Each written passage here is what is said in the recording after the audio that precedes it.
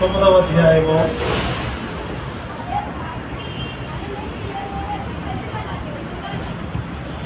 28వ వచనం నుండి. మార్కు సువార్త 9వ అధ్యాయము 28వ వచనంలో లోనికి వెళ్ళిన తర్వాత ఆయన శిష్యులు మేమెందుకు ఆ దయ్యంని వెళ్ళగొట్టలేకపోతేమని ఏకాంతముగా ఆయన అడిగిరి. అందుకు ఆయన ప్రార్థన వలననే గాని మరి దేని వలనను ఈ విధమైనది వదిలిపోవడం అసాధ్యమని వారితో చెప్పాము. చిన్న ప్రార్థన. ప్రేమ నమ్మకమైన మా తండ్రి, నీకు వందనాలు. మీరిచ్చిన సమయాన్ని బట్టి స్తుతిస్తా ఉన్నాం. నీ మాటలు చక్కగా మాకు అర్థం అవడానికి సహాయం చేయించండి. యేసుక్రీస్తు వారి ఉన్నతమైన నామములో ప్రార్థన చేయించున్నాం మా పరమ తండ్రి. ఆమేన్. ప్రియులారా, చదవబడినటువంటి లేఖనం ఈ మార్కు సువార్త 9వ అధ్యాయము 28వ వచనములో యేసు ప్రభు వారు దయ్యాన్ని వెళ్ళగొట్టినట్టుగా మనం చూస్తూ ఉన్నాం. మోగ దయ్యం. ఏ దయ్యం అంటే ఒక మోగ దయ్యము 17వ వచనములో బోధపడ మోగ దయ్యము పట్టిన నా కుమారుని ఎంతకు తీసుకొని వచ్చి తిని అన్నారు. మోగ దయ్యం పట్టుకుందంట. ఆ మోగ దయ్యం పట్టుకున్నటువంటి ఆ బిడ్డ యొక్క తండ్రి యేసు ప్రభు వారి దగ్గరికి ఆయన శిష్యుల యొద్దకు తీసుకొని వచ్చారు. అయితే శిష్యులు ప్రార్థన చేశారు. ఆ దయ్యము విడిచిపోలేదు. అప్పుడు యేసు ప్రభు వారి దగ్గరికి తీసుకొని రాగా యేసు ప్రభు వారు ప్రార్థన చేశాడు. 29వ వచనంలో అందుకు ఆయన ప్రార్థన వలననే గాని మరి దేని వలనైనను ఈ విధమైనది వదిలిపోవుట అసాధ్యము అని మాట్లాడారు. అంటే ప్రార్థన. దయ్యము విడిచిపోవాలి అని అంటే ప్రార్థన. ఆ దయ్యము మోగ దయ్యము ఆ పట్టిన వాడిని ఎంతగా ఏడిపిస్తుంది అని అంటే అక్కడ 22వ వచనంలో అది వారిని నాశనము చేయవలనని అగ్నిలోను కదండి. ఒకటి నాశనం చేసి వాడిని బ్రతకనివ్వకూడదు. అందుకే దేవుడు సాతానుతో అన్నాడు, అబ్బాయి నువ్వు యోబు విషయంలో వెళ్ళి కానీ అతని ప్రాణానికి ఏ హాని చెయ్యొచ్చు. సాతానుగాడు నాశనం చేసేటువంటి గుణము కలిగిన వాడు కాబట్టి అతని ప్రాణము జోలికి వెళ్ళొద్దు అని సాతానుతో దేవుడు చెప్పాడు. కాబట్టి యోబు ప్రాణం విషయంలో సాతాను దూరంగా ఉన్నాడు. ఇక్కడ మనం చూస్తే అది వానిని నాశనము చేయవలెనని తరచుగా అగ్నిలోను నీళ్లలోను పడద్రోయుచు ఏమైనాను అగ్నిలోను నీళ్లలో పడేస్తుందంట. ఇప్పుడు ఆయన వచ్చాడు. ఆ మోగదయం పట్టినటువంటి కుమారుని యొక్క తండ్రి వచ్చి, దేవా లేక యేసు నీ వలనైతే వారి మీద నా మీద కనికరపడి సహాయం చేయమనేను కదండి. నీకు ఇష్టమైతే నీ చిత్తమైతే మాకు సహాయం చేయి, మా మీద కనికరము చూపించు అని దేవుణ్ణి ఆ మోగదయం పట్టిన వారి యొక్క తండ్రి అడుగుతూ ఉన్నాడు. అలా అడుగుతూ అందుకు యేసు నమ్ముట నీ వలనైతే నమ్మువానికి సమస్తము సాధ్యమే అని అతనితో చెప్పాను. వెంటనే ఆ చిన్నవాని తండ్రి నమ్ముచున్నాను అపనమ్మకం ఉండకుండా సహాయము చేయమని దగ్గరగా చెప్పాను. జనులు గుంపు కూడి తన యొద్దకు పరిగెత్తుకొని వచ్చుట యేసు చూచి మోగమైన చెవిటి దయ్యమా వదిలిపోము, ఇక వారిలో ప్రవేశింపవద్దని నీకు ఆజ్ఞాపించుచున్నానని చెప్పి ఆ పీత్రాత్మను గద్దించాను. అప్పుడు అది కేక వేసి వారిని ఎంతో విలవిలాడించి వదిలిపోయాను. చాలండి, అది వదిలిపోయాను. దానిని వదలిపము, వానిని వదలిపము అనగా అది వదలిపోయాను. ఇప్పుడు ఎప్పుడైతే ఆ మోగదయ్యము ఆ వ్యక్తిని విడిచిపోయిందో శిష్యులు చూచారు. శిష్యులు చూచి యేసు ప్రభువారి దగ్గరకు వచ్చి మేమెందుకు ఆ దయ్యమును వెళ్ళగొట్టలేకపోతేమని ఏకాంతముగా ఆయనను అడిగిరి. అందుకు ఆయన ప్రార్థన వలననే గాని మరి దేని వలనైనను ఈ విధమైనది వదిలిపోవుట అసాధ్యము అన్నాడు. ప్రభువా, మేము ప్రార్థన చేశాము, మేము వెళ్ళగొట్టలేకపోయామేంటి అని యేసు ప్రభువారిని అడగగా యేసు ప్రభువారు అంటున్నాడు, ప్రార్థన వలననే కానీ మరి దేని వలననో దీన్ని వదలిపోగొట్టలేము అని ఆయన చెప్పాడు. ఇక్కడ మనం గమనించినట్లయితే యేసు ప్రభు వారి ప్రార్థన ఎలాంటి ప్రార్థన అనంటే ఉపవాస సహితమైన ప్రార్థన. అక్కడ ప్రార్థన వలననే అని రెండో రంకి వేసి పుట్నోట్లు అంటున్నాడు. ఉపవాసము అన్నాడు. దేని వలన? ఉపవాసము వలన అని కూర్చబడింది అన్నాడు. అంటే దాని అర్థమైంది ప్రార్థన వలన అనంటే ఉపవాసము వలననే సాతానును వెళ్ళగొట్టవచ్చు. ఉపవాసం, యేసు ప్రభువు వారు ఉపవాసం అన్నాడు. దీని అర్థం ఏంటండి అనంటే శిష్యులతో ఉంటూ ఉండేవాడు. ఆయన ఏకాంతంగా ఉన్నప్పుడు ఆయన ఉపవాసాలు ఉండేవాడు. ఉపవాసం అండి జరగబోయే విషయం ఆయనకి తెలుసు. ఒక మోగ దయ్యం ఒకడు పట్టుకుంటుంది, అక్కడికి నా శిష్యులు వస్తారు, నేను ఉంటాను. నా శిష్యులను ప్రార్థన చేయమని వారు కోరుతారు. నా శిష్యులు ప్రార్థన చేయగానే వెళ్ళదు, నేను ప్రార్థన చేస్తేనే వెళ్తాది. కారణం ఏంటంటే నేను ఉపవాసం ఉండి, కనుక ఆయన ఉపవాసం ఉండే దేవుడైనా కానీ యేసుప్రభు ఎక్కడ దేవుడు అండి? ఆయన దేవుడు కాదు కదండి, ఆయన రక్షకుడు కాదండి, దేవుడు తండ్రే కదండి అని అనుకోవచ్చు. కానీ ఆయన కూడా మహాదేవుడు అంట. ఏ దేవుడు? తీతుకు రాసిన పత్రిక 2వ అధ్యాయం 13వ వచనం ఒకసారి చదువుతాం. తీతుకు రాసిన పత్రిక 2వ అధ్యాయము 13వ వచనం. అనగా మహాదేవుడును మన రక్షకుడునైనా ఎవరినైనా మహాదేవుడును మన రక్షకుడునైనా యేసుక్రీస్తు. అంటే యేసుక్రీస్తు ఎవరు? మహాదేవుడు కదండి. అనగా మహాదేవుడును మన రక్షకుడునైనా యేసుక్రీస్తు అన్నారు. ఆయన దేవుడే, నరావతారికి లోకానికి వచ్చిన దేవుడు. కాబట్టి ప్రియ దేవుని బిడ్డలారా, ఆయన దేవుడై ఉండి ఉపవాసం అన్నాడు. ఉపవాసం ఉండుట వలన దయ్యములు వెళ్ళగొట్టగలిగినాడు. ఉపవాసం ఉండుట వలన దయ్యము విడిచిపోయింది కదా. ఏమంటా ఉన్నాడు అని ఆలోచన చేస్తే అక్కడ చూడండి, ఈ మార్కు సువార్త 9వ అధ్యాయంలో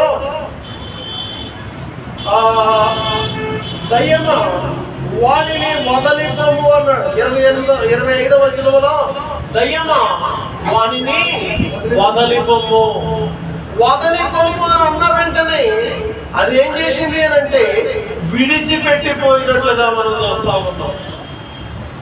ఇదే మాట ఆయన ప్రారంభ దినాల్లో అన్నాడు, సాతానా పొమ్ము. మత్తయి సువార్త 4వ అధ్యాయం కదా. మత్తయి సువార్తలో 4వ అధ్యాయంలో ఆయన మాట్లాడుతూ ఉన్నాడు. ఏమంటున్నాడు అని అంటే 10వ వచనం, 4వ అధ్యాయం 10వ వచనం. వానితో యేసు వానితో సాతానా పొమ్ము, సాతానా పొమ్ము కదా, సాతానా పొమ్ము అన్నాడు. అక్కడ వానితో వానిని విడిచిపెట్టి పొమ్ము అన్నాడు. అదే సాతాను. ఏ సాతానైతే యేసు ప్రభువుని శోధించాడో, ఏ సాతానైతే నీవు దేవుని కుమారుడవైతే అని క్వశ్చన్ మార్క్ తో నిందించాడో, అదే సాతాను మోగదయ్యముగా వచ్చి వాడిని పెట్టాడు. అదే సాతానుతో ఆయన వానిని విడిచిపోము అన్నాడు. ఒకానొక దినాన్న అదే సాతానుతో సాతానా పొమ్ము అన్నాడు. అప్పుడు కూడా ఆయన ఏం చేశాడు? ఉపవాసం అన్నాడు. 4వ అధ్యాయంలో మత్తయి సువార్తలో 1వ వచనం. అప్పుడు యేసు అపవాది చేత శోధింపబడుటకు ఆత్మ వలన అరణ్యమునకు కొనిపోబడెను. 40 దినములు 40 రాత్రులు ఉపవాసం ఉండిన పిమ్మట కదా. ఎప్పుడు వచ్చాడు వాడు సాతానుగాడు? ఉపవాసం ఉన్న పిమ్మట. ఇప్పుడు అక్కడే ఉన్నాడు ఆయన. ఉపవాసం ఉండి 40 రాత్రుల్లో ఉపవాసం ఉండి యేసు ప్రభు వారు అక్కడ ఉంటూ ఉండగా ఆ శోధకుడు వచ్చి, ఎవరొచ్చి? ఆ శోధకుడు వచ్చి, నీవు దేవుని కుమారుడు అయితే కదండి, ఈ రాళ్లను రొట్టెలొద్దునట్లుగా నీవు దేవుని కుమారుడు అయితే అంటున్నాడండి. మరలా 6వ వచనంలో నీవు దేవుని కుమారుడు అయితే కదా. కొన్నిసార్లు మళ్ళీ సైతం గాడు, నువ్వు నిజమైన భక్తుడవైతే, నువ్వు నిజమైన విశ్వాసివైతే, ఇలాంటి క్వశ్చన్స్ వేసి మళ్ళీ గర్భిణి చేస్తా. యేసు ప్రభు వారిని కూడా గర్భిణి చేయడానికి చూశాడు. శరీరాకారంలో ఉన్నాడు కదా.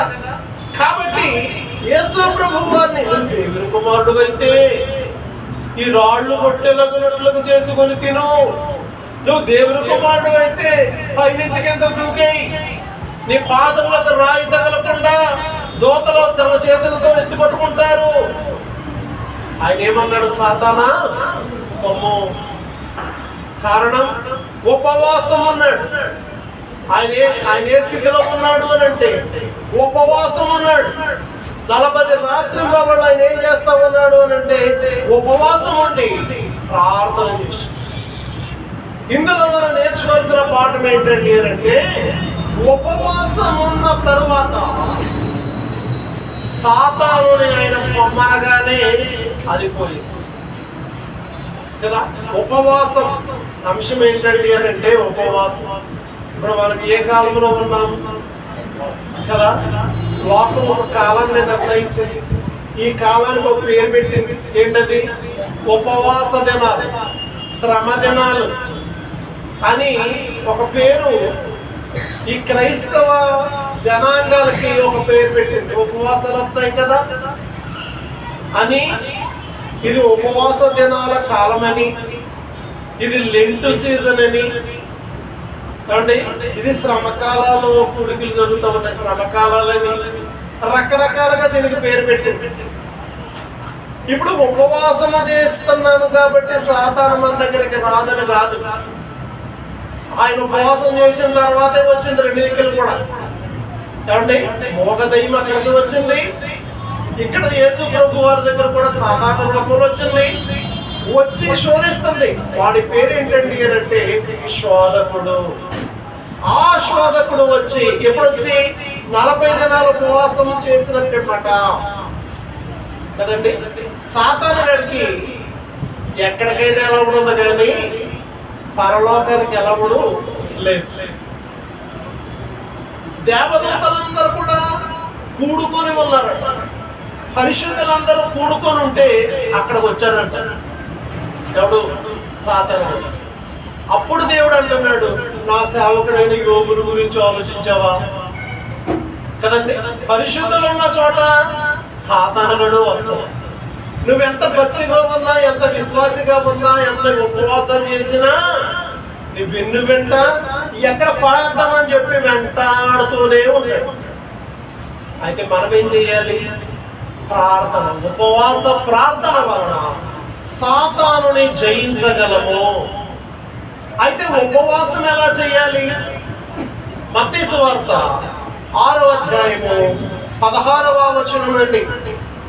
మీరు ఉపవాసము చేయనప్పుడు వేషధారుల వలె దుఃఖముఖులై ఉండకూడి. ఊర్లో ఈ మధ్య ఉపవాసం జరుగుతుంది ఏమండి, అనకూడదు, కొంతమంది చూశాను, వాళ్ళకి కొంచెం వాక్యం తెలియదు కానీ ఆచారం తెలుసు. వాక్యం తెలియదు కానీ ఆచారం ఉపవాసాలు కదా బాబా అంటున్నారు పెద్దోళ్ళండి. కానీ ఒక జ్యూస్ బాటిల్ అవసరమా? మీ ఇస్తారట అని ఉందా అంటే అర్థమైతే కొడత కదా బాబా. ఎవరితో చెప్తున్నాడు? నేను ఎవరిని నాకు సమయం ఎవరు మనసంగం కాదు కదా, అప్పుడు ఉంటుంది. అంటే చెప్పుదు మరి ఎలా చెప్తాను అనేది ఇష్టం లేదు అని కొద్దిగా వివరించి వదిలిపెట్టేస్తాను. ఇలా ఎందుకు చెప్తున్నాము అంటే ఉపవాసము చేయనప్పుడు దుఃఖముఖులై సంతోషంగా ఉండాలి. సంతోషంగా నా కోసం నేను ఉపవాసం ఉంటున్నాను, నా కుటుంబం కోసం నేను ఉపవాసం ఉంటున్నాను, నా రక్షణ కోసం నేను ఉపవాసం ఉంటున్నాను, నా భద్రత కోసం ఉపవాసం ఉంటున్నాను, నా సంఘం కోసం నేను ఉపవాసం అని మనం సంతోషంగా ఉండి ఉపవాసం చేయాలి. మీరు ఉపవాసం ఉన్నప్పుడు దుఃఖముఖులై ఉండకూడదు. తాము ఉపవాసం చేయుచున్నట్లు మనుషులకు కనబడవలెనని వారు తమ ముఖములను వికారము చేసుకొందురు, వారు తమ ఫలము పొంది ఉన్నారని. వారు ఫలం పొందారు. ఏ ఫలం కదా? అది మంచి ఫలమా? కాదు, అబద్ధ సంబంధమైన ఫలం, దుష్ట ఫలం. ఎందుకు? మనుషులకు కనబడవలెనని. వారు ఉపవాసం ఎందుకుంటున్నారయ్యా అనంటే, వారు దుఃఖముఖులై ఎందుకుంటున్నారయ్యా అనంటే దేవుని కొరకు కాదు, దేవుడు చూస్తాడు దేవుడు వింటాడు అనేది కాదు, మనుషులకు కనబడవలెనని. కాబట్టి వారు తమ ఫలము పొంది ఉన్నారని మీతో నిశ్చయముగా చెప్పుచున్నారు. మీరు ఉపవాసము చేయనప్పుడు మనుషులకు కనబడవలెనని కాక రహస్యమందున్న నీ తండ్రికే కనబడవలెను. మొట్టమొదటి మాట, మనం ఉపవాసము చేసేటప్పుడు తండ్రికే కనబడాలి, దేవునికే కనబడాలి. మనం ఉపవాసం చేస్తున్నాం, అయ్యో నా బిడ్డ ఉపవాసం ఉన్నాడు, నా బిడ్డ ఉపవాసం ఉంటుంది, ఉపవాసం ఉండి అడుగుతుంది. ఇప్పుడు మన పిల్లలు ఏమీ తినకుండా అమ్మా నేను అడుగుతున్నారు అనుకో, వెంటనే ఇస్తాం. దేవుడు అంతే కదా నా పిల్లలు. కాబట్టి మనము ఉపవాసము చేసినప్పుడు తండ్రికే తెలియాలట. బైబిల్ చెప్తుంది, మీరు ఉపవాసము చేయనప్పుడు మనుషులకు కనబడవలెనని కాక రహస్యమందున్న మీ తండ్రికే కనబడవలెనని. నీవు ఉపవాసము చేయనప్పుడు అంటుకొని ముఖము కడుక్కొనుము, అప్పుడు రహస్యమందు చూచుచున్న నీ తండ్రి నీకు ప్రతిఫలం ఇచ్చాడు. చాలండి. ప్రతిఫలము కోసం మనం ఉపవాసం ఉంటాం. ఉద్యోగాల్లో కొంచెం అవకతవకలు ఉన్నప్పుడు మనం ఏం చేస్తాం? ఉపవాసం ఉండి ప్రార్థన చేస్తాం. పిల్లలకి ఎగ్జామ్స్ వచ్చినప్పుడు మనం ఉపవాసం ఉండి ప్రార్థన చేస్తాం. ఏదన్నా బలహీనత కలిగినప్పుడు ఆ బలహీనత నుండి విడుదల కావాలని చెప్పేసి మనం ఉపవాసం ఉండి ప్రార్థన. మన అక్కర కొలది మనం ఏం చేస్తూ ఉంటాము అని అంటే ఉపవాసం ఉండి ప్రార్థన. అంటే ఆయనను సమీపించి ప్రార్థన చేస్తాం. ఉపవాసం వీటినే శుభాభాగా అంటారు కదా. అంటే ఏంటి? అప్పుడు మనసు స్టెబిలిటీ కరెక్ట్గా ఉంటుంది. ఫుల్గా తింటే ఆవలింతలు వస్తాయి, ఫుల్గా తింటే నిద్ర వస్తుంది, అన్ని ఇబ్బందులే. కానీ ఒక ప్రక్క మాడుతూ ఉంటే మన ఆత్మదేహాలు కూడా ఆయన యొక్క చెప్పు చేతల్లో ఉంటాయి కనుక మనము విరిగి నలిగిన హృదయంతో ప్రార్థన చేయగలుగుతాం. కాబట్టి ఉపవాసం ఉండవలసిన విధానాన్ని చెప్తా ఉన్నాడు. ఉపవాసం ఎలా ఉండాలో చెప్తా ఉన్నాడు. ఎలాంటి ఉపవాసం ఆయనకి ఇష్టమో కూడా యెషయా గ్రంథం 58వ అధ్యాయము చూడండి 3వ వచనం అండి. యెషయా గ్రంథం 58వ అధ్యాయము 3వ వచనం. ఎలాంటి ఉపవాసము ఆయనకి ఇష్టమో చెప్తున్నాడు. మేము ఉపవాసం ఉండగా మేము ఉపవాసం ఉండగా నీవెందుకు చూడవు నీవెందుకు చూడవు మేము మా ప్రాణములను మా ప్రాణములను ఆయాసపరుచుకొనగా నీవెందుకు లక్ష్య పెట్టవు అని అందులు కదండి. కొన్నిసార్లు ఎంత ఉపవాసం ఉన్నానో కదా, ఎన్ని రోజులు ఉన్నానో మంచి నీళ్ళు కూడా పుట్టుకునే అప్పటికి చెప్తారు.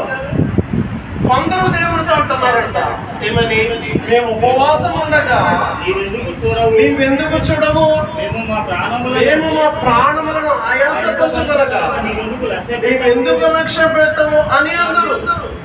మీ ఉపవాస దినమున కదండి. ఆయన జవాబు చెప్తున్నాడు, నేను ఎందుకు విననో తెలుసా, మీ ఉపవాసాన్ని నేను ఎందుకు లక్ష్యం చేయనో తెలుసా, మీ ఉపవాసాన్ని నేను ఎందుకు ఇష్టపడనో తెలుసా, మీ ఉపవాస దినాన మీరు వ్యాపారములు చెయ్యుదురు. వ్యాపారంలో ఏముంది, వ్యాపారంలో మోసము కలదు అన్నాడు. అంటే మోసాలు చేస్తారు. మీ ఉపవాస దినాన్న మీరు వ్యాపారములు చెయ్యుదురు. మీ పనివారి చేత కఠినమైన పని చేయించుదురు. మీరు కలహపడుతూ ఉంటారు, వివాదములు చేస్తూ ఉంటారు, అన్యాయము చేస్తూ ఉంటారు, ఉపవాసం ఉంటానే ఉంటారు కదా. మీరు కలహపడతారు, మీరు అన్యాయము చేస్తారు, మీరు పనుల చేత కఠినమైన పనులు చేస్తూ ఉంటారు. అదే సమయంలో మీరు వ్యాపారం చేస్తూ ఉంటారు. అలా చేస్తూ చేస్తూ చేస్తూ మేము ఉపవాసం ఉంటే ఎందుకేనో నువ్వు అని అడుగుతూ ఉంటారు. కాబట్టి మీ కంఠస్వరము పరమునకు వినబడినట్లుగా మీరు కూడా ఉపవాసము ఉండరు. అంటే ఏంటి, వ్యాపారం చేస్తున్నారు, అన్యాయం చేస్తున్నారు, పనివారి చేత కఠినమైన పని చేస్తూ ఉన్నారు, వివాదాలు ఆడుతూ ఉన్నారు, ప్రార్థన మాత్రం చెయ్యి. మీ కంఠస్వరం లేక మీ కంఠధ్వని పరమునకు వినబడినట్లుగా మీరు ఉపవాసం ఉండరు. అట్టి ఉపవాసము నాకు అనుకూలమా కదండి. అట్టి ఉపవాసము నాకు అనుకూలమా. మనుషుడు తన ప్రాణమును బాధపరుచుకోవలసిన విధానము అతిదేనా. ఉపవాసం అంటే ఏంటంటే ప్రాణాన్ని ఆయాసపరుచుకోవటం, ప్రాణాన్ని బాధపరుచుకుంటాం. ఎందుకంటే ఆకలి అవుతూ ఉంటా, దేవి చెప్తూ ఉంటుంది, దాహం వేసినా ఏదేసినా ప్రాణం ఆయాసపడుతూ ఉంటుంది. ప్రాణం ఆయాసపడకుండా ఉండాలి అని అంటే మనము శుభ్రంగా తిని హాయిగా ఉండాలి. ఆయాస పడతా ఉంది అని అంటే ఆకలి అయ్యి దాహం అయ్యి ఆయాస పడతా ఉంటుంది బాడీ. కాబట్టి అట్టి ఉపవాసం నాకు అనుకూలమా. మనుషుడు తన ప్రాణమును ఆయాసపరుచుకొనుట అట్టిదేనా అని అడుగుతున్నాడు. అంతేకాకుండా ఒకడు జమ్ము వలె తల వంచుకొని కూర్చుండట ఉపవాసమా. అట్టి ఉపవాసము యెహోవాకు ప్రీతికరమని మీరు అనుకుందురా కదండి. ఉపవాసం ఉండాలి. ఎలా ఉండాలో ఆ మత్తయి సువార్త 6:16 మనం చదువుకున్నాం. మీరు ఉపవాసం ఉండినప్పుడు ఎవరికీ తెలియకూడదన్నాడు. పరమందున్న నాకే తెలియాలన్నాడు. వేషధారుల వలె ఉండొద్దన్నాడు. దుఃఖముఖులై ఉండొద్దన్నాడు. తలాంటుకోమన్నాడు. గదిలోనికి వెళ్ళన్నాడు. ప్రార్థన చేయమన్నాడు. సంతోషముగా ఉండి చెయ్యాలి. రెండవది, ఉపవాసం ఉన్నాము అని అంటే నువ్వెందుకు ఆరగించవయ్యా అని అనే ముందు మనం వ్యాపారాలు చేస్తున్నామేమో, మనం వివాదాలు ఆడుతున్నామేమో, మనం అన్యాయం చేస్తున్నామేమో, అది అక్కడ రాస్తా ఉన్నాడు. ఇవన్నీ చేస్తూ మీ కంఠధ్వని పరమునకు వినపడకుండానట్లు మీరు ఉపవాసం అంటున్నారు. అట్టి ఉపవాసము నాకు అనుకూలమా అని అంటున్నాడు కదా. దుర్మార్గులు కట్టిన కట్లను విప్పుటయ్యో కాడిమాను మోపులు తీయుటయు బాధింపబడిన వారిని విడిపించుటయు ప్రతి కాడిని విడుగుకొట్టుటయు. ఉపవాసము కదా కదండి ఆయన అంటాడు ఉపవాసం అంటే ఎలా ఉండాలి అని అంటే దుర్మార్గులు కట్టిన కట్టడలను చెప్పాలి. ఆడు త్రాగుబోతనే కట్టు వాడికి ఉంది, ఆ కట్టు నుంచి విప్పబడాలి. వాడు దొంగ అనే కట్టుతో కట్టబడి ఉన్నాడు, అది విప్పబడాలి. కానీ వాడు వ్యభిచారి అనే కట్టు వాడిలో ఉంది, అది విప్పబడాలి. కనుక ఈ కాడిమాను కట్టుని విప్పబడాలి, ప్రతి కాడిని విరగబట్టాలి అని మాట్లాడుతూ అట్టిని నేను ఏర్పరచుకొని ఉపవాసము కాదా, నీ ఆహారము ఆకలి కొనిన వారికి పెట్టుటయు, నీ రక్త సంబంధికి ముఖము తప్పించకుండుటయు. కదండి కొన్ని మాటలు రాస్తా ఉన్నాడు. నీ ఆహారము ఆకలి కొనిన వారికి కర్తనమా కదా. ఉపవాసం ఉన్నప్పుడు చేయవలసిన లక్షణాలు, ఉపవాసం ఉన్నప్పుడే కాదండి ఇప్పుడు చెయ్యాలి ధర్మం. రెండవది అన్నాడు కదా, మీ రక్త సంబంధికి ముఖము. ఇప్పుడు అదే జరుగుతుంది. ఊర్లోకి వెళ్తే గోడలంటే కానీ నేత్రాల కిటికీలోంచి ఎలా ఎత్తుకొస్తాయి అవి అంటారు. వాళ్ళకి అడ్డు వచ్చేసింది, ఎగిరేస్తారు, ఎక్కతో ఉంటారు కదా, మీకు తెలియదు. ఎగిరేసి ఆ గోడ కనపడదు, అడ్డు వచ్చేసింది. ఎవరు చేస్తున్నా అవసరమా? వాళ్ళతో మాట్లాడలే, వాళ్ళని బంధువులే, మీ రక్త సంబంధులే, వదునో చెల్లో అక్కో ఏదో సంథింగ్ దగ్గర వాళ్ళే. అక్కడికి వెళ్ళవే కెట్టినదే వాళ్ళంటే కెట్టదో పడదు. కానీ చూలట్టుకొచ్చి కూర్చొని చీకట్లో ఉంటాం కదా, కిటికీళ్ళ లోపల చీకట, లైట్ ఆరిపోతాం, చూస్తాం, అప్పుడు ఎగిరి చేస్తాం. అవసరమా? ఏం చీకట్టింది వీళ్ళకేమో అంటే మంచి జరగడితే ఒకటి నాకు తెలిసిపోతాయి సిగ్నల్స్. మంచి జరగకపోతే హాస్పిటల్కి వెళ్తానేమో. అన్నీ మనమే క్వశ్చన్ ఆన్సర్ అన్నీ నేర్చుకుని నాకు మళ్ళీ తిరిగి వచ్చే వరకు ఆ మ్యాటర్ మనకు క్లియర్గా తెలిసే వరకు గుప్పెట్టు ఇది అరగదా ఆయాసం. ఆ మ్యాటర్ నాకు తెలిసిపోవాలా. రాత్రి పొద్దున అక్కడికి వెళ్ళారా అంటే అప్పుడు అలాగా సముదాయించుకుంటారు. నేను గమనిస్తాను. కనుక వీళ్ళ ఆలోచన చేయండి. నీ రక్త సంబంధికి నీ ముఖము తప్పింపకుండాయు, దిక్కుమాలిన బేదలను నీ ఇంట చేర్చుకొనుటయు, వస్త్రహీనుడిని కనబడినప్పుడు వారికి వస్త్రములు ఇచ్చుటయు. ఇదియే కదా నాకు ఇష్టమైన ఉపవాసము. అలాగు నీవు చేసిన ఎడల నీ వెలుగు వేకువ చుక్క వలె ఉదయించును, స్వస్థత నీకు శీఘ్రముగా లభించును, నీ నీతి నీ ముందర నడుచును. కదండి. కాబట్టి దేవుడు పెట్టారు ఉపవాసము ఎలా ఉండాలో, ఉపవాసము చేసినప్పుడు నీ ప్రవర్తన ఎలా ఉండాలో కదా క్లియర్గా రాశాడు. అలా ఉంటే ఆ ఉపవాసము దేవునికి అనుకూలమైన ఉపవాసం, అది దేవునికి అనుకూలమైన ఉపవాసం. కాబట్టి నీ ఉపవాసం ఉన్నప్పుడు ఎలా ఉండాలి అంటున్నాడు అనంటే వేషధారుల వలె ఉండొద్దు. నీ ఉపవాసం ఉన్నప్పుడు వేషధారుల వలె ఉండొద్దు. కానీ నీ ఉపవాసము, నీ ప్రార్థన, నీ భక్తి, నీ విశ్వాసము, నీ యొక్క ప్రార్థనలో నీవు అడుగుతున్నవన్నీ కూడా దేవుడు వినేటట్లు ఉండాలి, దేవుడు జవాబిచ్చేటట్లు ఉండాలి. లోపమైన కళంకమైన ఏది కూడా మన మనస్సులో, ప్రాణాత్మ దేహాల్లో ఉండకూడదు. నిష్కళంకమైన మనసు. వెళ్తున్నారా వెళ్ళే మనకు అనవసరం కదా. ఈ విధంగా మనము ప్రవర్తించాలి. అట్టి ఉపవాసము నాకు అనుకూలము అన్నాడు. అలా ఉపవాసం ఉంటే దయ్యాలు వెళ్ళిపోతాయి. యేసు ప్రభు వారు కల్మషము లేని ఉపవాసం కనుక సాతాన పొమ్ము అన్నాడు. ఆ 40 దినాల ఉపవాస కాలంలో సాతానుడు వచ్చాడు. సాతాన పొమ్ము అన్నాడు, వాడు వెళ్ళిపోయాడు. తరువాత మోగ దయ్యం అనే సాతాను వచ్చాడు.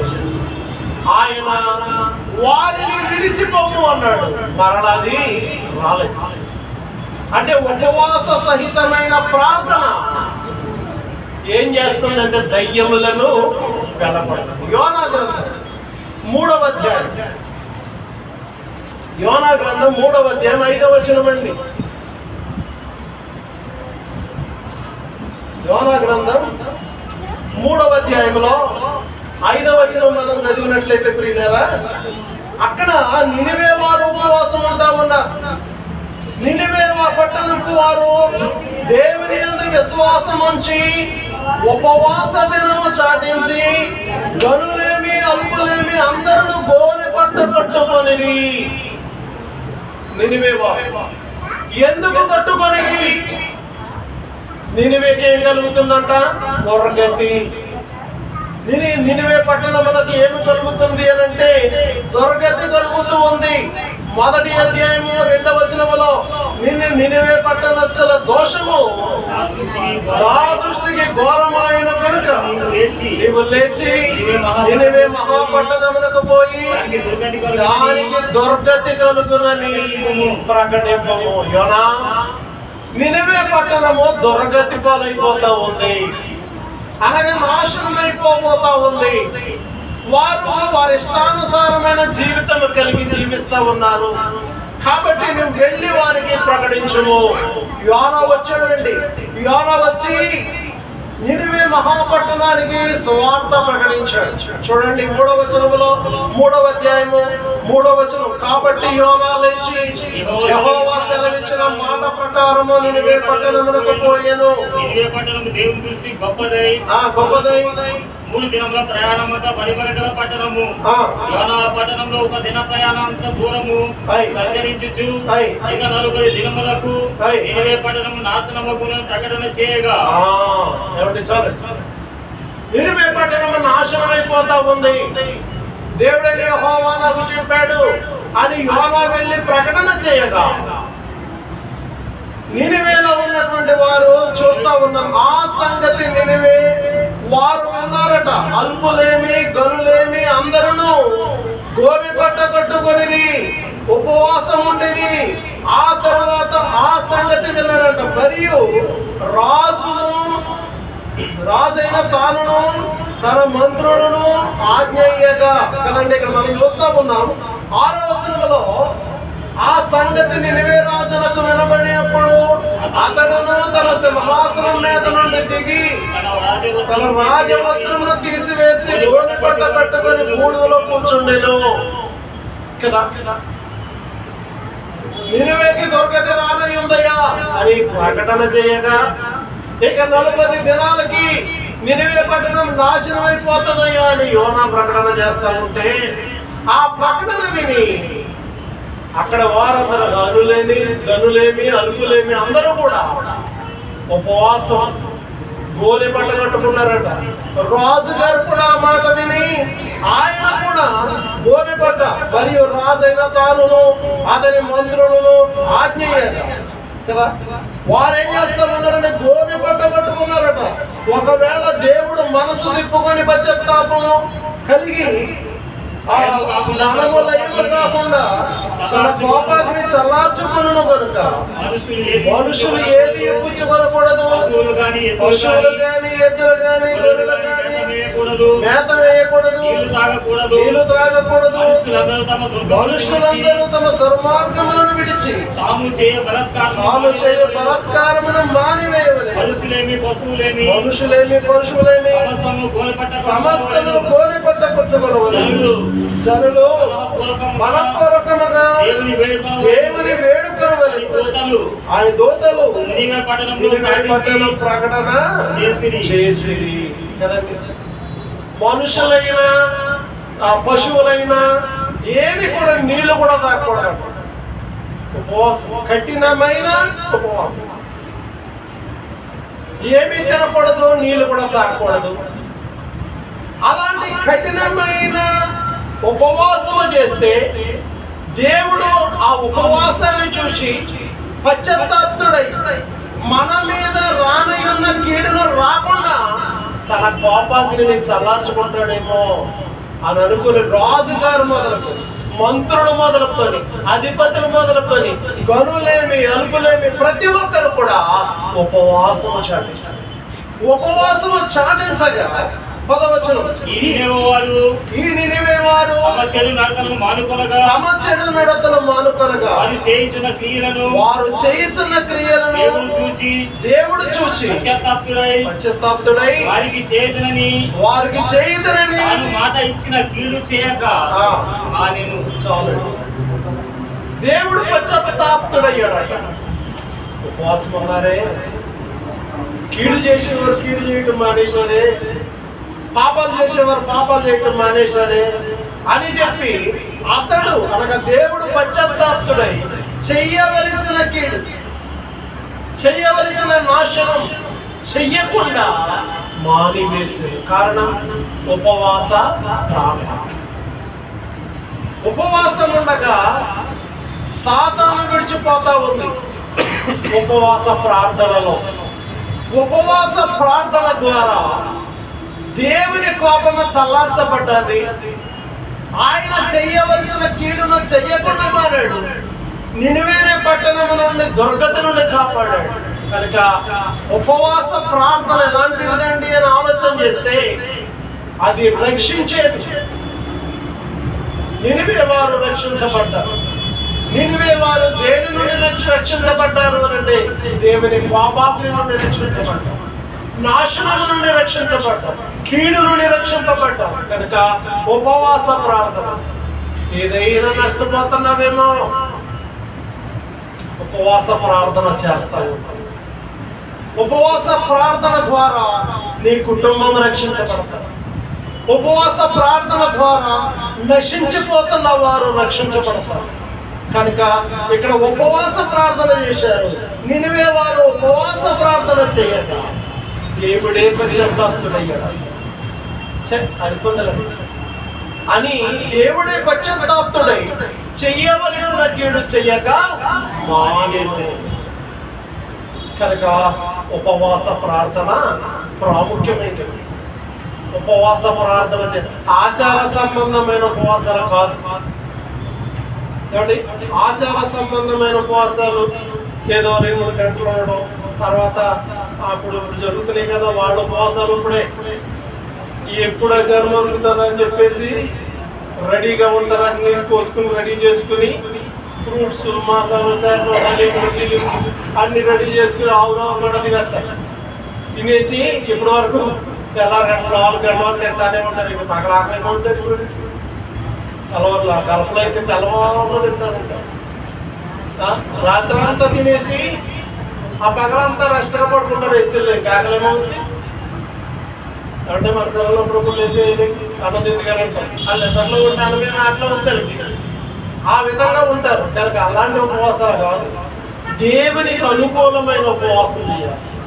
రాజు గారు మొదలుకొని, మంత్రి గారు మొదలుకొని, అధికారులు, అధిపతులు, గనులేమి అలుపులేమి అందరూ కూడా గోనె పట్ట పట్టుకొని వారు ఉపవాసం ఉండాలి.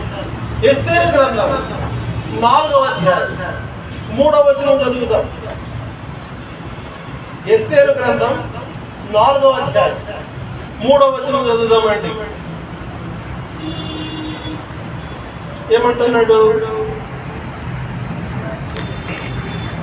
రాజు యొక్క ఆజ్ఞయు శాసనమును ఏ సంస్థానమునకు వచ్చానో అక్కడనున్న యూదులు ఉపవాసం ఉండి మహాదుఃఖముతోనూ ఏడుపుతోనూ రోదనముతోనూ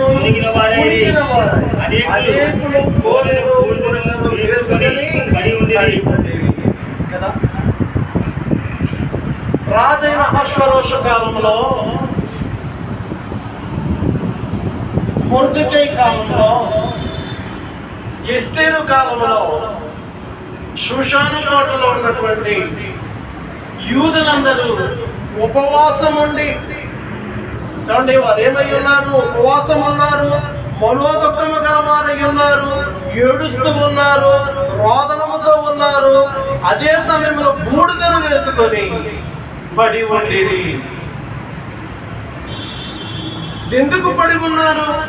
ఎందుకు బూడిద వేసుకున్నారు, ఎందుకు మహారోదనతో ఉన్నారు, ఎందుకు శోకముతో ఉన్నారు, ఎందుకు దుఃఖముతో ఉన్నారు, ఎందుకు ఉపవాసం చేస్తా ఉన్నారు అని ఆలోచన చేస్తే రాజాజ్ఞ, రాజు యొక్క ఆజ్ఞ వచ్చిందంట. రాజు యొక్క ఆజ్ఞ వచ్చింది. రాజు ఆజ్ఞ ఏంటండి అని ఆలోచన చేస్తే, ఏమంటే రాజు యొక్క ఆజ్ఞ ఏంటి అని ఆలోచన చేస్తే 13వ వచనం, ఆదారు 12వ నెల, ఏమంటే ఆ 3వ అధ్యాయము 13వ వచనం, ఆదారు 12వ నెల 13వ దినమందు యవ్వనులనేమి, వృద్ధులనేమి, పశువులనేమి, శిశువులనేమి, స్త్రీలనేమి, యూదులందరినీ ఒక్క దినమందే ఒత్తిగా నిర్మూలన చేసి వారు సొమ్ము కొల్లపుచ్చుకోమని కాకీరులు అంచె వారి చేత రాజ్య సంస్థానములన్నిటికీ పంపబడేను. రాజ్య సంస్థానాలు అయితే ఎన్నైతే ఉన్నాయో, రాజైన అహశ్వరోషు కాలంలో రాజైన అహశ్వరోషు యొక్క సంస్థానాలు ఎన్నైతే ఉన్నాయో అన్ని చోట్లకు రాజాజ్ఞ వచ్చింది. ఏమని? యూదులందరినీ సంహరించాలి. యవనస్తులనేమి, శిశువులనేమి, స్త్రీలనేమి, యూదులందరినీ కూడా సంహరించాలి. ఉండటానికి వీలు లేదు అని రాజు గారు ఆజ్ఞ ఇచ్చాడు. ఆ సంగతి మొర్దెకైకి తెలుసు. మొర్దెకై మహారోదనముతోనూ కదా, కన్నీళ్లతోనూ కదా ఆయన ప్రార్థన చేస్తున్నాడు, ఆయన విలపిస్తా ఉన్నాడు, శోకముతోనూ ఉన్నాడు. మొదటి వచనం 4వ అధ్యాయం మొదటి వచనంలో మధ్యకు మొర్దెకై బయలుదేరి వెళ్ళి మహాశోకముతో రోదనము చేసి రాజు గుమ్మము ఎదుటికి వచ్చెను కదా. మొర్దెకైకి వినపడిన వెంటనే మొర్దెకై మహాశోకముతో మహారోదనముతోను ప్రకటించాడు. అక్కడ ఉన్న యూదులందరూ కూడా ఉపవాసం ఉన్నారట. ఉపవాసం ఉండి ఏడుస్తూ ఉన్నారు, రోదన చేస్తూ ఉన్నారు, మహా దుఃఖమును మునిగిపోయారు. గోనెను బూడిదను ఆ నెత్తి మీద పోసుకొని వారు పడి ఉండిరి. అంతేకాదు,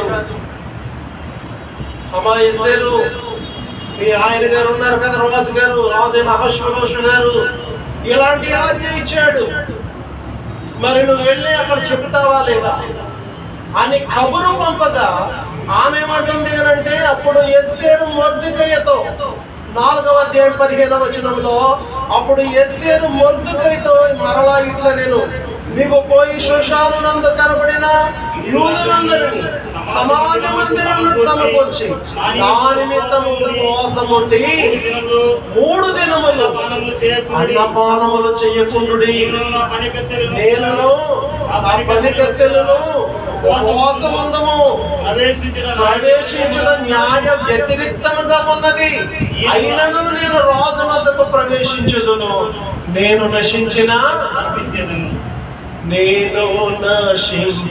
నాశించెదనని తన ప్రజలకై ఎస్తేరు ప్రార్థించే కొనియాడబడినది ధన్యురాలు. అక్కడ పాట ఉంది. అంటే నేను నశించిపోతా పర్వాలా, కానీ మీరు నా కోసము ఉపవాసము. నేను రాజు గారి దగ్గరికి వెళ్తాను. ఆయన దగ్గరికి వెళ్ళటం అనేది న్యాయ విరుద్ధము. నా సమయం రాలేదు. రాజు గారి దగ్గరికి వెళ్ళాలంటే ఆయన యొద్దకు వెళ్ళటానికి ఒక పర్మిషన్ కావాలి. పర్మిషన్ లేని టైంలో ఈ సంగతి జరుగుతూ ఉంది కాబట్టి నేను రాజుగారితో మాట్లాడటానికి పర్మిషన్ దొరికినట్లు, నేను రాజు దగ్గరికి వెళ్ళటానికి ఆయన సంబంధించేటట్లు మీరు ప్రార్థన చేయండి. ఎలాంటి ప్రార్థన? ఉపవాసం ఉండండి. నేను నా చెలికెత్తెలు కూడా ఉపవాసం ఉంటాను. వెళ్ళింది రాజుగారితో అన్ని చెప్పింది కదా. వెళ్ళింది, అయ్యా నేను విందు ఏర్పాటు చేస్తాను, ఆ విందుకు మీరు రావాలి, మీరును హామాను మాత్రమే రావాలి అని అంటే వెళ్ళాడు. ఆమె స్టోరీ అంతా చెప్పింది. మేము యూదులమండి, మేము ఫలానా వాళ్ళమండి, అక్కడి నుంచి ఇక్కడికి తీసుకురాబడ్డామండి, మేము దాసులుగా వచ్చామండి, బానిసలుగా వచ్చామండి, మీరు మమ్మల్ని కోరుకున్నారండి, నేను మీకు భార్యను అయ్యానండి, నేను రాణిని అయ్యానండి, మీరు రాజుగారు అయ్యారండి. అయితే జరిగిన సంగతి ఇదండి, మమ్మల్ని బ్రతకనివ్వకూడదని హామాను అనేవాడు కుట్ర పన్నాడండి. మీరు దాని మీద రాజముందరపు ఆ ముద్ర వేశారు, ఇదిగో మేము అందరం చచ్చిపోతా ఉన్నాం అని రాజుగారితో చెప్తే, అసలు ఎవరన్నా ఈ సంగతి అంతా చేసిన వాడు అని అంటే 7వ అధ్యాయము 6వ వచనములో ఎస్తేరంటుంది, మా విరోధియకు ఆ పగవాడు దుష్టుడకు ఈ హామానే అన్నాడు. ఎస్తేరంటుంది, రాజుగారు అడిగారు, ఎవరన్నా ఇంత హాని కల్పించింది, యూదులందరినీ జన్మించేస్తాడా, అసలు ఎవరు అని అంటే, ఇదిగో దుష్టుడైనా ఈ హామానే. మరి ఏంటి నీ కోరిక? వాడు గురి తీసేయండి సార్. 10వ వచనంలో కాగా హామాను మొర్దెకైకి సిద్ధము చేసిన ఉరికొయ్య మీద వారు అతనిని ఉరి తీసి అప్పుడు రాజు యొక్క ఆగ్రహము చల్లారేను కదా. రాణి వచ్చి, అయ్యా రాజు గారు, మేము ఫలానా ఊరోడమండి, ఇదిగో మమ్మల్ని ఇక్కడికి చెరపట్టుకుని తీసుకొచ్చారు, మమ్మల్ని అందరినీ చంపేయాలని ఆ హామాను అనేవాడు ప్రయత్నం చేశాడండి అని అంటే, రాజుగారు కాజ్ఞ, వాడిని ఉరి తీసేయండి. ఉరి తీయగానే రాజుగారి యొక్క ఆగ్రహము చల్లారేను. రాజుగారి యొక్క ఆగ్రహము చల్లారినట్లుగా మనం చూస్తూ ఉన్నాం. తరువాత 8వ అధ్యాయము 5వ వచనములో మధ్యలో చదువుతున్నాను చూడండి. రాజైన తమ సకల సంస్థానములలో ఉండు యూదులను నాశనము చేయవలెనని అమ్మోదాత కుమారుడైన అగాగీయుడకు హామాను వ్రాయించిన తాకీదు చొప్పున జరగకుండా ఉండునట్లు రద్దు చేయుటకు ఆజ్ఞ ఇయ్యుడి. ఇప్పుడు హామాను అనేవాడు రాజుగారి దగ్గర ఒక స్టాంప్ వేయించుకుని వెళ్ళిపోయాడు. రాజుగారు ఉంగరం యొక్క మొత్తం స్టాంప్ వేయించుకుని యూదులందరూ చంపేయాలని చెప్పేసి వెళ్ళిపోయాడు. ఇప్పుడు ఎప్పుడైతే ఎస్తేరు, మొర్దెకైలు ఇంకా ఉన్న యూదులు ఉపవాసం ఉండి ప్రార్థన చేశారో ఒక అవకాశం కలిగింది. ఏంటి అవకాశం? రాజుగారి దగ్గరికి ఎస్తేరు వెళ్ళే అవకాశం. వెళ్ళింది, సంగతి అంతా చెప్పింది. రాజుగారు అడిగారు, అసలు ఎందుకు ఏంటి అంటే మొత్తం మ్యాటర్ చెప్పింది. రాజుగారు వాళ్ళు ఉరి తీసేయండి అన్నారు. హామాను ఉరి తీసేశారు. హామాను ఉరి తీసేయటం కాకుండా ఈ ఎస్తేరు ప్రజలైనటువంటి యూదులందరినీ కూడా చంపడానికి వీలు లేదు. ఆ ఆజ్ఞ రద్దు చేయించాడు. ఆజ్ఞ ఏమయ్యిందండి అని అంటే రద్దు చేయించారు రాజుగారు ఉంగరంతో. చూడండి 8వ వచనం చివరి భాగం, మీకు ఇష్టం కాదా, మీకు ఇష్టం వచ్చినట్లు మీరు రాజునైన నా పేరట యూదుల పక్షమున తాకీదు వ్రాయించి రాజు ఉంగరముతో దాన్ని ముద్రించుము. మీరు ఏమి కోరుకుంటారో, ఏ రాయితీలు కోరుకుంటారో కదా. కొంతమంది ప్రధానమంత్రి గారి దగ్గరికి వెళ్ళి మాకు ఇలా కావాలా, అలా కావాలా, అలా కావాలంటే రాయితీలు కోరుతారు.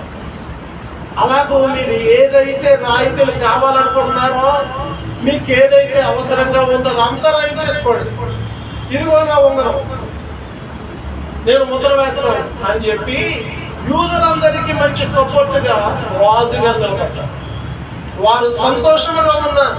కాబట్టి ఏమైంది అని అంటే చూడండి 8వ అధ్యాయం 17వ వచనం చివరి భాగం, కనుక అనేకులు యూదుల మతమును అవలంబించిరి.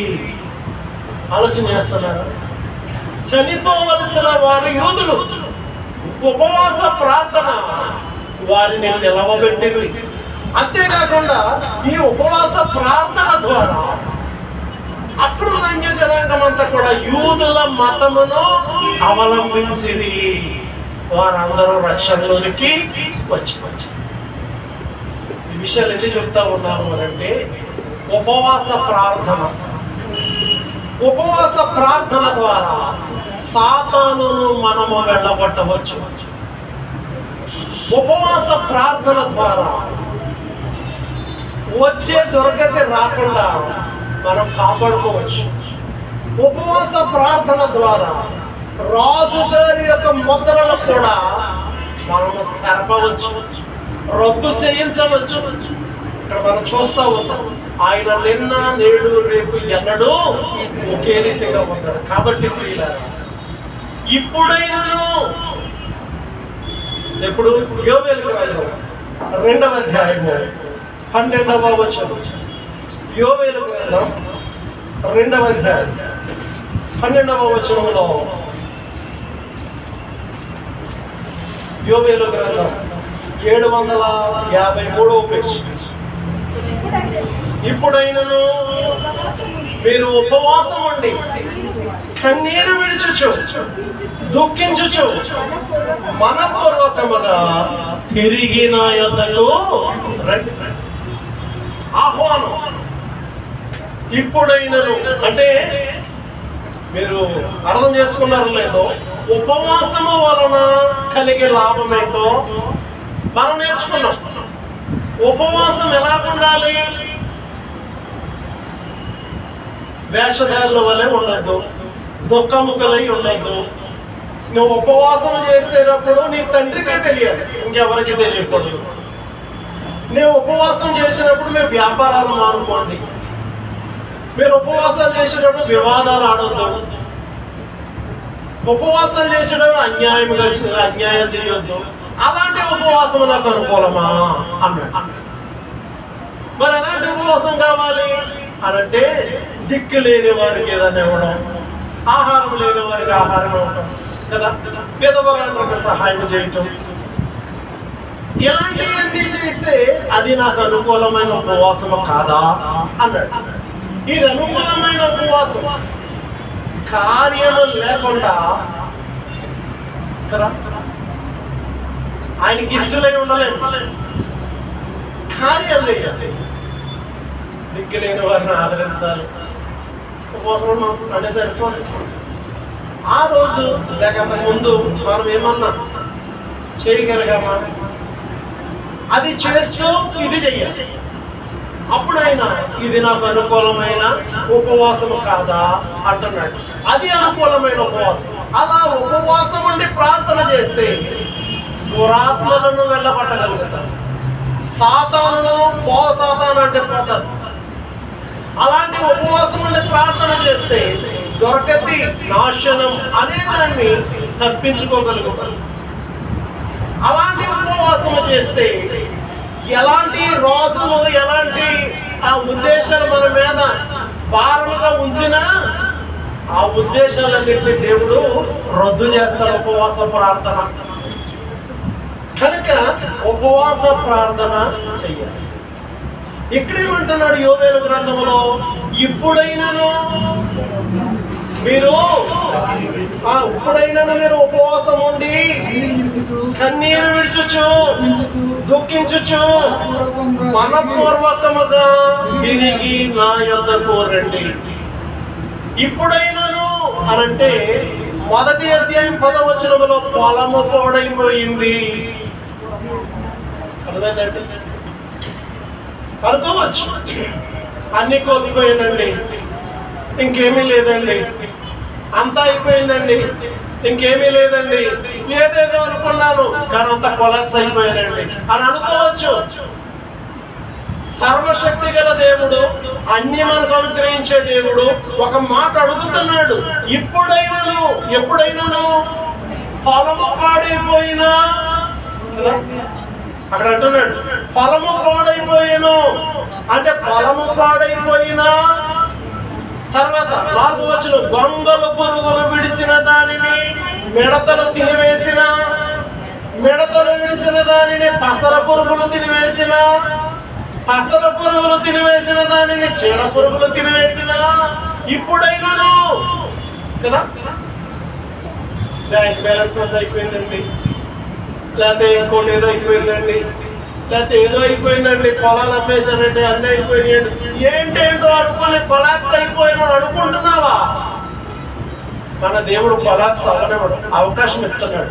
ఇప్పుడైనాను పొలము పాడైపోయిందా అంటే ఎన్ని రకాలు రాశాడు చూడండి. గొంగల పురుగు, సర్వసాధారణంగా గొంగల పురుగులు పడతాయి ఆ జురం చెట్లు ఏమంటే, ఆ చెట్లకి ఆకులకి మొత్తొచ్చారు ఆ గొంగల పురుగు.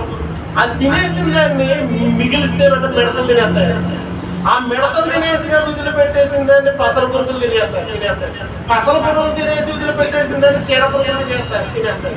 ఇలా తినేసినా ఏమీ లేదు, జీరో అనుకున్నా నువ్వు మా దగ్గరికి దేవుడు అంటాడు, అంత జీరోలోకి వచ్చేసిన నువ్వు నా దగ్గరికి రా. ఎలా రావాలి? ఉపవాసం ఉంటూ కన్నీరు విడుచు కదా, ఉపవాసం ఉండు, కన్నీరు విడుచు, దుఃఖించు, మనపూర్వకముగా రా, హృదయపూర్వకంగా. దేవా నువ్వు తప్ప ఇంక నువ్వే సమస్తాన్ని కోల్పోయానికి, నువ్వే సమస్తాన్ని కోల్పోయి నువ్వు సమస్తాన్ని సిద్ధపరిచేవాడు అని ఆయన దగ్గరికి వస్తేనండి, ఆయన తిరిగి నా యొద్దకు రండి అంటున్నాడు. ఆయన యొద్దకు వస్తే మీ దేవుడైన యెహోవా కరుణావాత్సల్యతలు కలిగిన వాడన్నాడు 13వ వచనంలో. మీ దేవుడైన యెహోవా కరుణావాత్సల్యములు గలవాడును, శాంతమూర్తియు, అత్యంత కృపగలవాడై ఉండి తాను చేయను ఉద్దేశించిన కీడు చేయక పశ్చాత్తాపపడును. కనుక మీ వస్త్రములు కాక మీ హృదయములను చింపుకొని ఆయన తట్టు తిరుగుడి. ఆయన తప్పకుండా అనవసరంగా ఈ పొలాలని బాడీ చేశాడే అని పశ్చాత్తాపడతాడంట అని అంటూ 14వ వచనం సార్. ఒకవేళ ఆయన మనసు త్రిప్పుకొని పశ్చాత్తాపపడి మీ దేవుడైన యెహోవాకు తగిన నైవేద్యమును పానార్పణమును మీకు దీవెనగా అనుగ్రహింపడని ఎవడు చెప్పగలడు? అది కీడు కలిగిందా? అంతా పోగొట్టుకున్నావా? అసలు పురుగులు వచ్చేసినాయా? గొంగల పురుగులు వచ్చేసినాయా? చీడ పురుగులు వచ్చేసినాయా? మిడతలు వచ్చేసినాయా? అన్ని తినేసినాయా? జీరో అయిపోయావా? ఇప్పుడు నువ్వేం చేయాలి? ఉపవాసం ఉండాలి, కన్నీరు విడవాలి, దుఃఖించాలి, మనపూర్వకంగా ఆయన దగ్గరికి రా. ఆయన దగ్గరికి ఎప్పుడైతే వచ్చావో ఆయన పశ్చాత్తాప్తుడై అని అనవసరంగా కొన్నిసార్లు మన పిల్లలు కొట్టి బాధపడతాం, కోపం రప్పించేస్తారు, వేసిన తర్వాత అనవసరం కొట్టారు ఫీల్ అయిపోతాం. అలా బయటకు పోతాం. బయటికి పోయిన తర్వాత అమ్మమ్మ డాడీ చేస్తున్నారు పరిగిపోతారంటే మర్చిపోతారు కదా. అప్పుడు ఎలా ఉంటుందంటే, సరే డైరీ మిల్క్ ఎడిగా అనే పట్టుకొస్తాము, కింద చేస్తాం. నేను అలా చేసుకోండి. వీళ్ళని ఎందుకు చెప్తున్నాను అని అంటే, కోపం వస్తుంది, మాట వినట్లేదని. అలాగే కోపం వచ్చింది, మాట వినట్లేదని. కాబట్టి ఆ వ్యవసాయాన్ని నాశనం చేశాడు.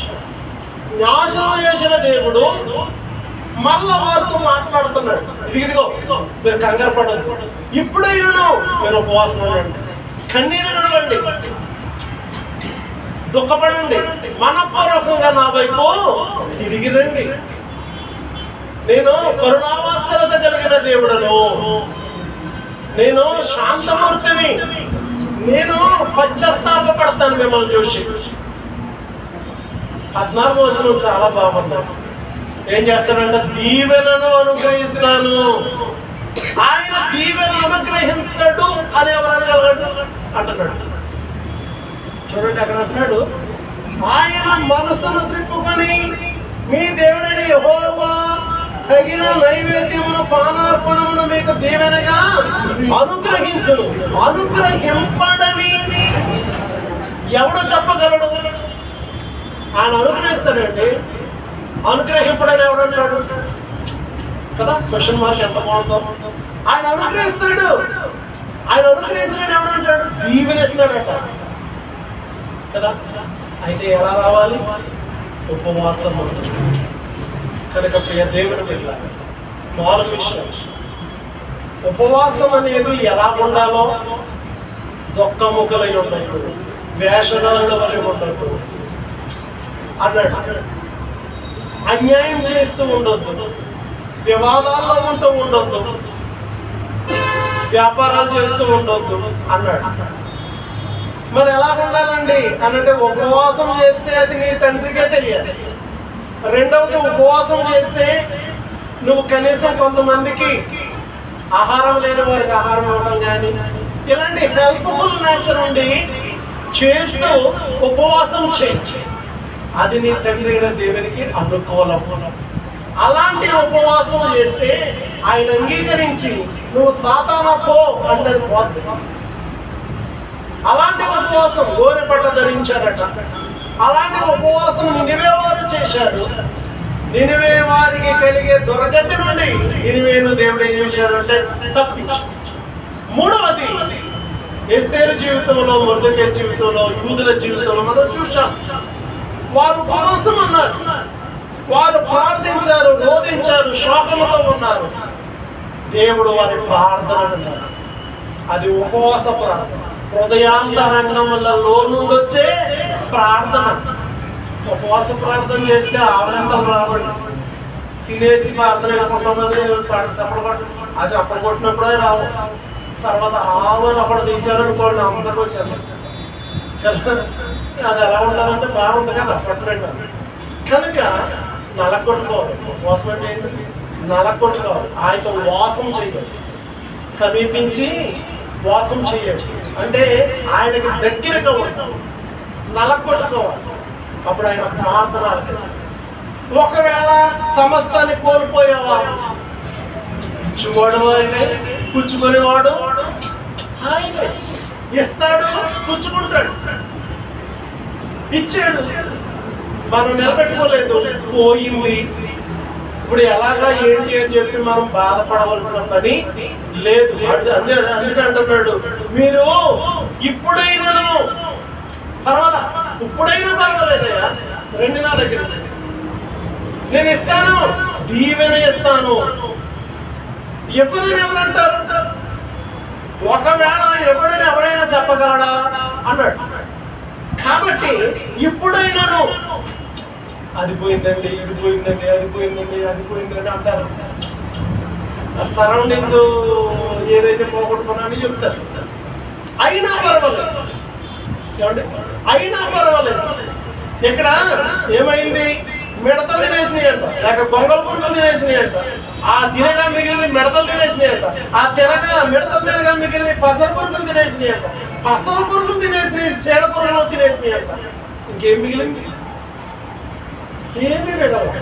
దేవుడు కోరుతున్నాడు, రండి రండి రండి, ఇప్పుడైనా రండి. అన్ని కోల్పోయేవాడు. ఆరోగ్యం లేదండి, ఏదో లేదండి అని బాధపడుతున్నాను. పడద్దు. ఆయన దగ్గరకు వస్తే ఆరోగ్యం లేదా? ఆరోగ్యం ఇస్తాడు. అసలు మరలా నేను ఇలా నిలబడతానని అసలు ఊహించలేదు. కళ్ళు తిరిగి కూర్చున్నవాడు అది అర్థమైంది కాదు, ఏం జరుగుతుందో తెలిసింది కాదు, స్టామినా ఉండేది కాదు. అయితే దేవుడు స్టామినా ఇచ్చే దేవుడు. కాబట్టి మీ ఎదరే సజీవ సాక్ష్యం, మీ ఎదరే ఉన్నారు, మీ ఎదరు మాట్లాడుతున్నాడు.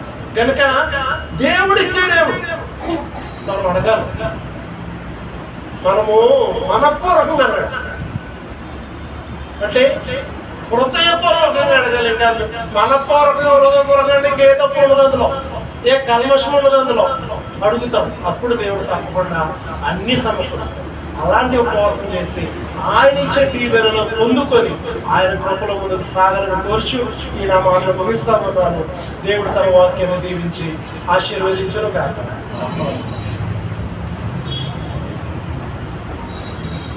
ప్రేమ నమ్మకమైన మా తండ్రి, పరిశుద్ధ కొందనాలు.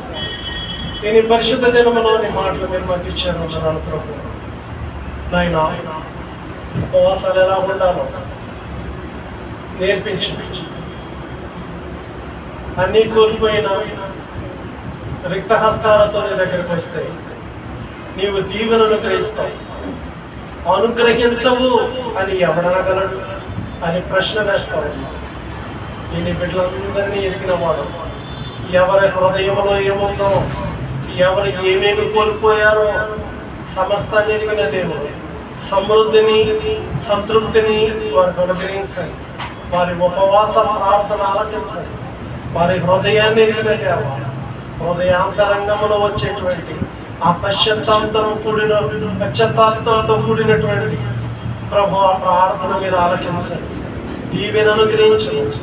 యేసుక్రీస్తు వారి ఘనమైన నామములో ప్రార్థన చేయుచున్నాం మా పరమ తండ్రి. ఆమేన్.